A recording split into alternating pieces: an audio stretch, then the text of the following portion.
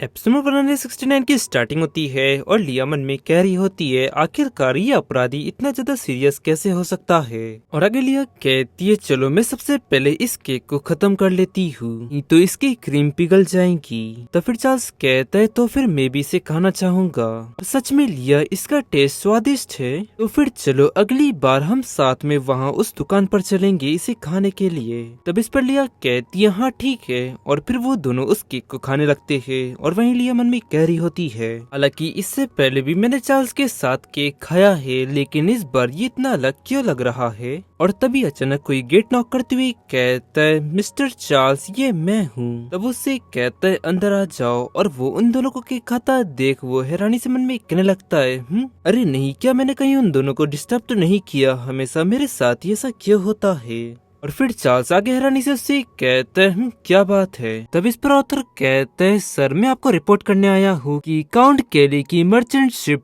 आज रात को कैपिटल सिटी के बंदरगाह पर पहुंच जाएंगी। सुन लिया चौंकती हुई कहती है क्या एक सीक्रेट मर्चेंट शिप। और आगे मन में कहती है तो चार्ल्स अपने डैड की जांच कर रहा है और वो भी कब से।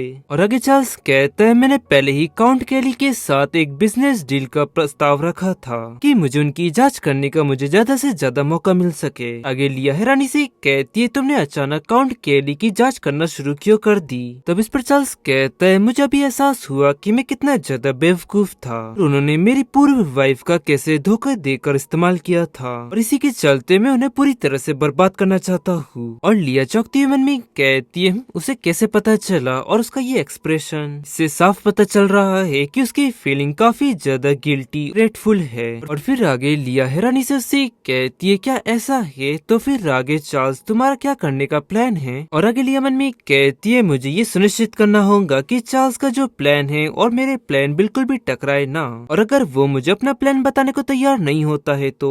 और फिर चार्ल्स आगे कहता है लिया आज रात हम साथ में बंदरगाह पे जाएंगे और पर्दाफाश करेंगे उन लोगों का कि उन लोगों ने बड़ी मुश्किल से छुपा कर रखा हुआ है। ये सुन लिया हैरानी से कहती है क्या मैं भी चल रही हूँ। तब इस पर चार्ल्स कहता है हाँ तुम भी मेरे साथ चलोगी क्योंकि मुझे तुम्हारी राय और मदद की जरूरत पड़ेगी। और उसकी ये बातें सुन लिया मन में कहती है कहीं उसे इस बात का आभास तो नहीं हो गया है कि मैं भी काली फैमिली को बर्बाद करना चाहती हूँ या फिर वो ये सब जानबूझकर कह रहा है। अगली उससे कहती है ठीक है तो फिर चलने के लिए क्या कोई तैयारी भी करनी है। तब इस पर चार्ल्स कहता है चिंता मत करो मैं सब कुछ व्यवस्थित कर दूंगा। और तभी वहाँ पर मेड आती हुई कहती है मिस इजाबेला आई है आपसे मिलना चाहती है। ये सुन लिया हैरानी से कहती है क्या इजाबेला अकेली आई है वो भी चार्ल्स की विला में। चार्ल्स आगे कहता है ठीक है तो फिर मैं आगे चलता हूँ। तब इस पर लिया कहती है ठीक है। और फिर ऑथर और चार्ल्स वहाँ से आगे बढ़ जाते हैं और रास्ते में ऑथर कहता है मिस्टर चार्ल्स। तब वो कहता है क्या बात है। तब ऑथर कहता है काउंट केली को सजा देना जरूरी है लेकिन क्या अपने साथ मिस लिया को भी ले जाना जरूरी है। वैसे भी आखिरकार ये पूर्व डचेस का मामला है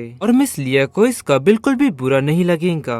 और मेरे ख्याल से मिस्टर चार्ल्स आपको इस एरिया में बिल्कुल भी एक्सपीरियंस नहीं है और इसीलिए मुझे इस समस्या का बिल्कुल भी एहसास नहीं हुआ। और फिर चार्ल्स आके उसे कहता है ऑथर क्या तुम और एलिस क्या एक दूसरे के साथ समय बिताया है तुम दोनों ने। ये सुनते ही ऑथर हिचकिचाते हुए कहता है मिस्टर चार्ल्स आप ये कैसी बातें कर रहे हैं, मैंने हमेशा मिस एलिस का सम्मान किया है। चार्ल्स आगे कहता है अच्छा तो तुम उस तरह के इंसान हो जो कि कबूल करने के लिए शब्द भी इकट्ठा नहीं कर सकता और इस मामले में अब तुम मुझे सिखा रहे हो कि मुझे क्या करना चाहिए। और अब बताओ ऑथर कि आखिरकार वो कौन है जिसके पास एकदम कम एक्सपीरियंस है और लड़कियों की भावनाओं को बिल्कुल भी नहीं समझता है। और फिर शिफ्ट तो वही दूसरी तरफ हम लिया का बेडरूम देखते ही जहाँ पर लिया मन में कह रही होती है आज मैंने काफी बार चाय पी ली है, वाकई में आज का दिन काफी ज्यादा व्यस्त था। और आगे इजाबेला कहती है मुझे माफ करना लिया, मुझे ये बात पता है कि मेरा यहाँ पर अचानक आना बिल्कुल भी सही नहीं है। फिर आगे लिया कहती है नहीं नहीं मुझे इस बात पर क्यों बुरा मानना चाहिए, वैसे भी आखिरकार हम दोनों अच्छे दोस्त थे और यहाँ तक कि तुम मुझसे कभी भी मिलने के लिए आ सकती हो।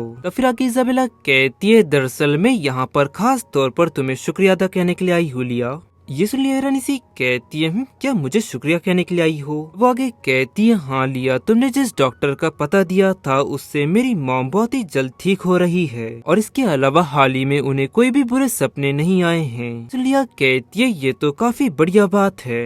और गाइस इसी के साथ ये एपिसोड यहाँ एंड होता है। पसंद आया तो लाइक एंड सब्सक्राइब जरूर करें। मिलता है आपको जल्दी नेक्स्ट एपिसोड में।